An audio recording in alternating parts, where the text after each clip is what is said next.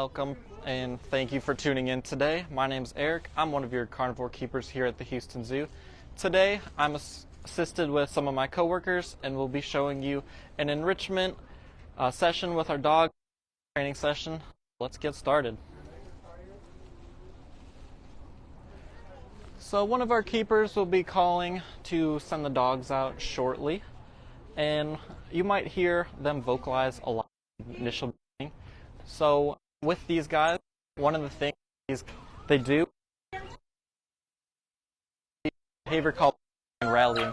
So they'll hype each other up, make sure everyone's ready to go, and as they will search around the habitat, they will try and get some of these that we have struck.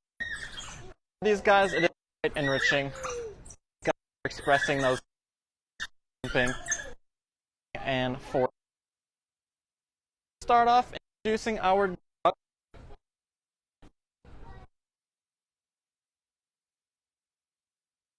And now that is his name's. The best way to identify him is he has that white splotch kind of like a shoulder. So he is jumping and just got that right there. So that's key. His personality, he is mischievous. Have gotten him to be the pup of.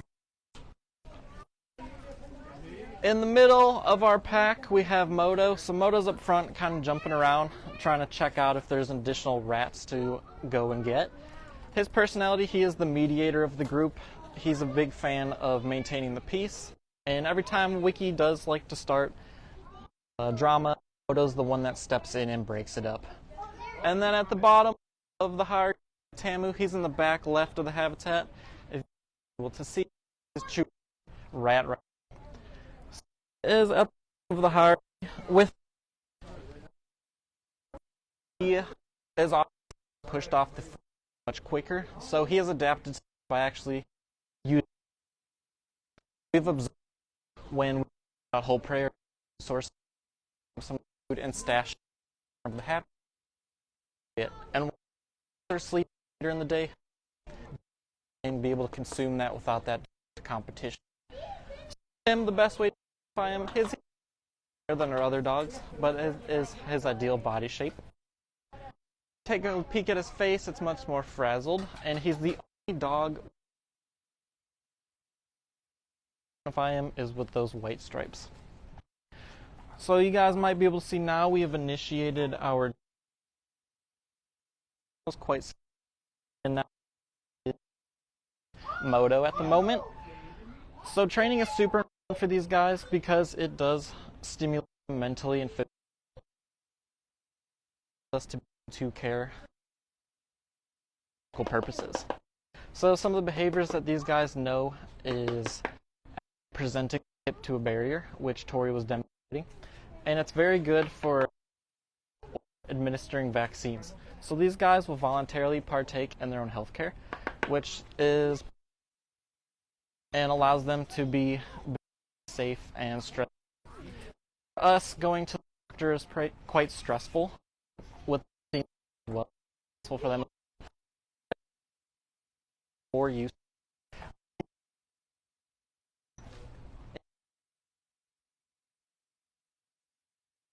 So with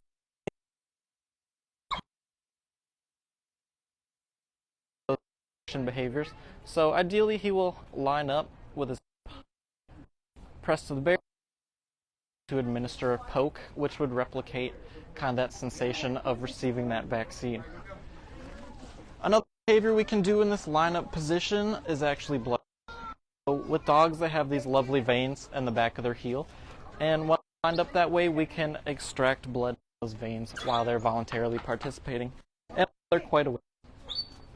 Other behaviors these guys know could be opening their mouth to check out the teeth. With carnivores, it's quite common for them to have dental issues, so by being able to check their teeth, we're allowing to maintain that good dental health. If there are any cracked teeth, we're able to properly treat that and be aware of before issue. Other behaviors and behavior Those are apply oil as needed. Just to see if there's any cuts.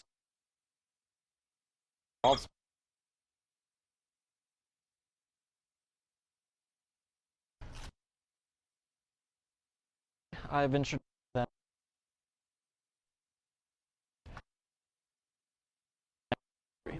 So dogs, they are a very social species.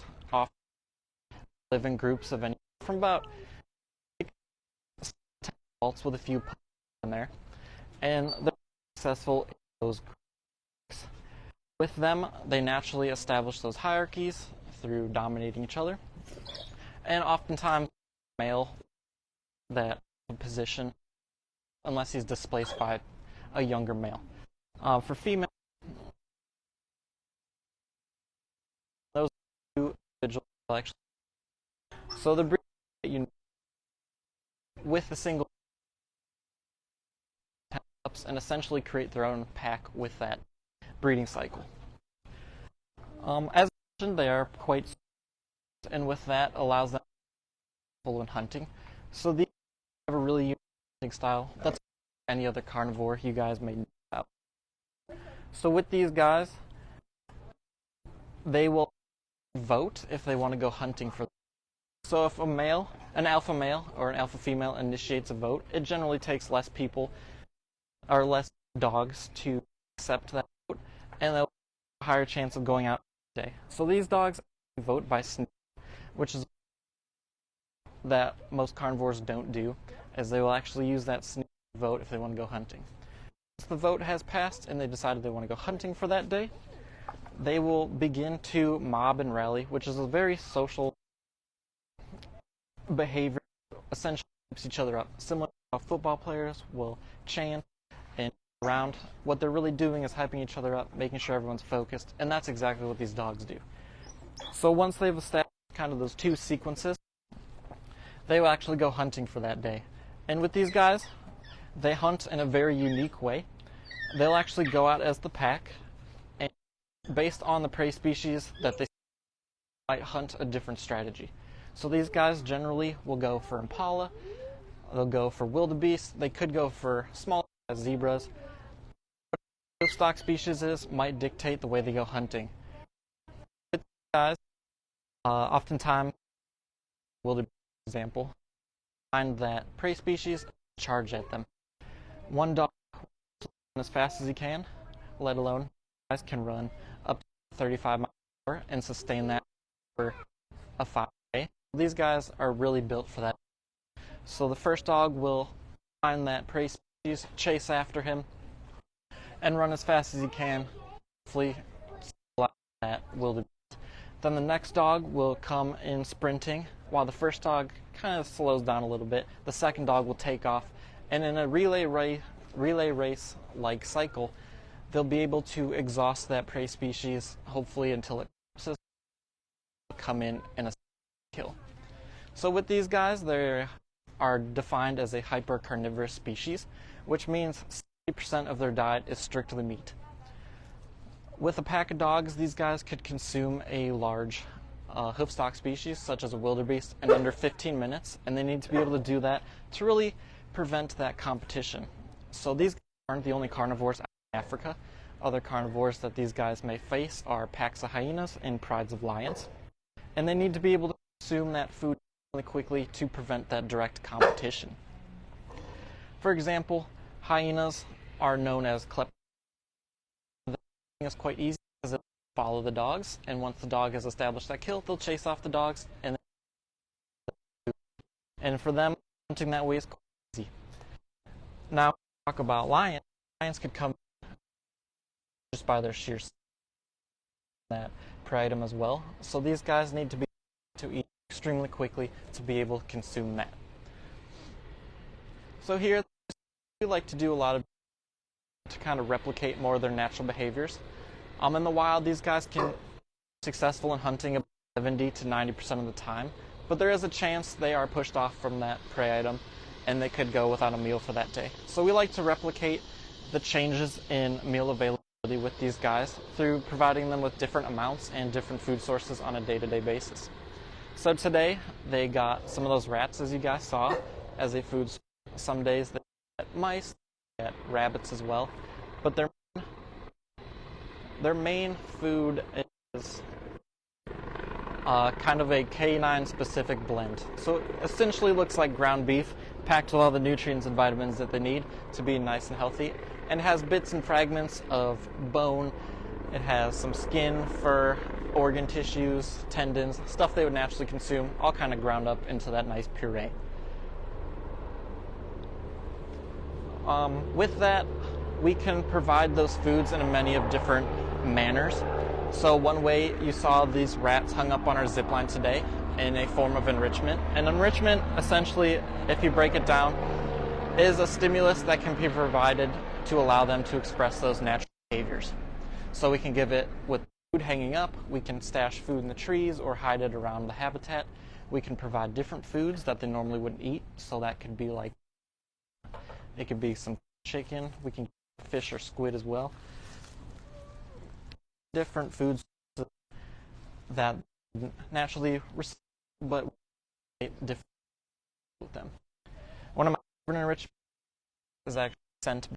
So take some elephant poop around and throughout the habitat, and these absolutely love it. They roll around in it. Sometimes they'll smell it or make sure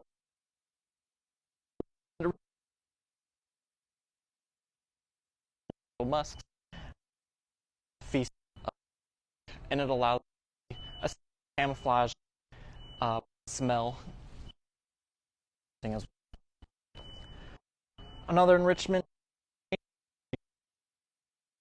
stimulates them mentally and physically to get a insight of healthcare.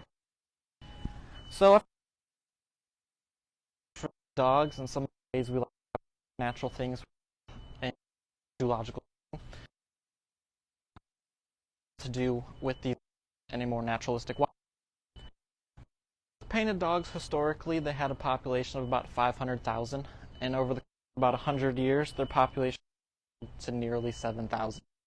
So it's a significant decrease in their overall population. And the big issue with that is it really makes their population or such as like wildfire or droughts. The main cause of large population decline is anthropogenic impacts, or essentially humans in their territory. Some of the conflicts that these face is there's a lot of conflict with these guys being carnivore. Farmers often have hoofs to make their livelihood, and so with carnivores it could be a cheetah, it could be a leopard, these dogs, lions, whatever it may be, they might be able to consume some of those hoof stock, and a lot of those farmers like to retaliate because they want to protect their source of livelihood. That these guys is snare. Detrimental because it doesn't target one species, it targets anything in that area. So these poachers will try and bush. They could capture food because they believe those animals provide medicinal purposes. But a lot of it is like trade or through bone or ivory. So what the Houstons really prevent these poachers in setting up their snares is we have previously established a collar that is designed to host a satellite to track these guys and their movements, but also little clips throughout the collar that in the case of a dog steps into a snare with their head, those clips will grab onto that snail wire, and as the dog dashes back and forth, it actually cuts that wire and tears it apart, allowing them to escape free. So currently, we also have conservation partnerships, especially with the NIASA Lion Project, where part of our conservation efforts are directed towards that. And they're a conservation group that educate locals on how to deal with different carnivores, whether it be lions, these painted dogs, hyenas, cheetahs, whatever that carnivore species is. That program really educates those locals on safe practices and how to live with these guys. So as farmers, safe farm practices, and having corrals that are nice and protected from carnivore influence. A really cool thing that this conservation does is they have groups of rangers who constantly are monitoring the populations and the distributions of these carnivores. And if they get too, areas, they'll actually radio those farmers or locals and tell them to get to safe areas until those carnivores pass away or pass by. If the carnivores do get too close, they'll be able to capture, administer those tracking collars, and relocate them to safer environments. So you guys may be wondering, what's a good way you guys can aid in conservation? And the best way, if we're talking about preventing snaring, is being conscious of monofilaments, plastics, and stuff around coastal environments or even environments around your house. So millions of animals each year actually become victims of ghost netting, stray monofilament, plastics from pop tabs, all kinds of different plastics, and it's extremely detrimental to their overall populations. So the best way I can encourage you guys to aid in protecting wildlife is actually going out and recycling those items. If you guys are at the beach and you see a pile of monofilament, properly dispose of that, being able to recycle those materials as well to establish a more safe environment for these guys. So we do want to thank you all for coming out today and spending time checking out these dogs as well as our conservation message, because by you learning about these methods, you can apply them into your day-to-day lifestyle to protect not only these guys but other animals around you. So we'd like to thank you all for being able to participate in that as well. So thanks for tuning in. Join us next week with our next Facebook Live.